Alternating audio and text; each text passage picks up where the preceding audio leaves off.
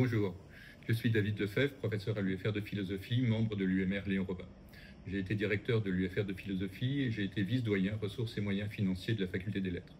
Il y a 4 ans, j'ai été appelé par la présidente pour être sur la liste réunie au conseil d'administration.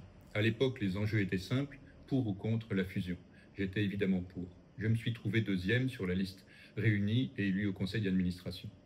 Très vite, la situation s'est détériorée entre les niveaux universitaires et facultaires. La fusion était devenue un projet d'intégration, projet qui s'est cherché de manière chaotique au cours des 3 dernières années. L'objectif de l'équipe présidentielle était de contourner l'échelon facultaire. S'ouvrait une période de marchandage démagogique entre la présidence et les UFR. Il s'agissait pour elle de réduire le niveau facultaire à une coquille vide, tant dans ses fonctions administratives que dans ses fonctions scientifiques. Son objectif était d'imposer une restructuration à l'université, et ce sans communiquer clairement aux communautés les objectifs ultimes de cette restructuration. D'où l'incertitude permanente et le stress croissant des communautés. On avançait à l'aveugle, à la fois parce que la présidence elle-même ne savait pas où elle allait, et parce qu'il valait mieux ne pas dévoiler clairement l'objectif exact de cette restructuration. La méthode était particulièrement mauvaise, d'où une longue période de gouvernance brutale, parfois violente de la part de la présidence. Au sein du conseil d'administration, les élus réunis gardaient le silence. Il suffit de consulter les PV, et votaient sans broncher. Ce sont ces silences-là qui font basculer les situations contre la volonté claire des communautés universitaires. Ce n'est pas céder à une rhétorique complétiste ni à la pression politique que de rappeler les résultats des votes relatifs à la révision des statuts. 20 voix pour, 12 contre et 3 abstentions. Sur les 35 votants, la présidence n'a obtenu qu'une voix de plus que la majorité requise, malgré les 6 procurations des membres extérieurs au CA.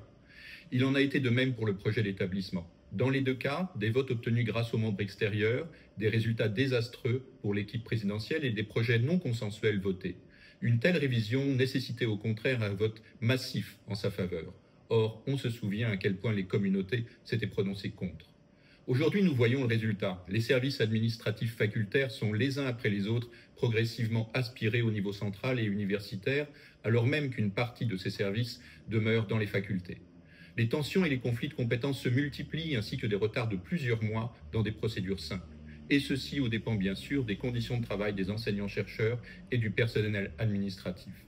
Le modèle souhaité par la présidence est donc d'ores et déjà un échec. On ne gère pas une université comme Sorbonne Université, comme on gérait l'UPMC ou Paris-Sorbonne.